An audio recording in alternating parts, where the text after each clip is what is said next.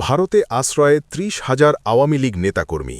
৩০,০০০ আওয়ামী লীগ নেতাকর্মীকে পাসপোর্ট এবং ভিসা ছাড়াই ভারত আশ্রয় দিয়েছে।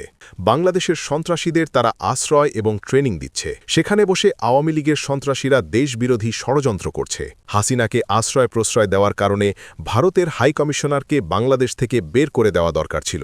এমনটাই বলেছেন এনসিপি দক্ষিণাঞ্চলের মুখ্য সংগঠক হাসনাত আবদুল্লাহ। তিনি এও বলেন, যারা দেশের ফ্যাসিস্ট এবং সন্ত্রাসীদের আশ্রয় দিচ্ছে তাদের সঙ্গে সম্পর্ক রাখার দরকার নেই। ১৭ নভেম্বর সন্ধ্যায় কুমিল্লার দেবিদ্বার উপজেলার এলাহাবাদ এলাকায় উঠান বৈঠকে হাসনাত আবদুল্লাহ এসব কথা বলেন। ভারতের সঙ্গে সম্পর্ক হবে ন্যায্যতার ভিত্তিতে। ভারতের উদ্দেশ্যে তিনি বলেন, ভারত সন্ত্রাসীদের আশ্রয় দেবেন না, আমরাও কোনো অপরাধীকে এদেশে আশ্রয় দেব না। যদি আমাদের সার্বভৌমত্বকে সম্মান করেন, আমরাও আপনাদের সার্বভৌমত্বকে সম্মান করব। আপনারা যদি সীমান্তে আমাদের গুলি করেন, তাহলে আমরা তো আপনাদের সালাম দেওয়ার নীতিতে থাকব না। হাসনাত আবদুল্লাহ এ সময় আরও বলেন, টেলিভিশন সিনেমার মাধ্যমে আমাদের দেশে ভারতীয় কালচার ঢুকানো হয়েছে।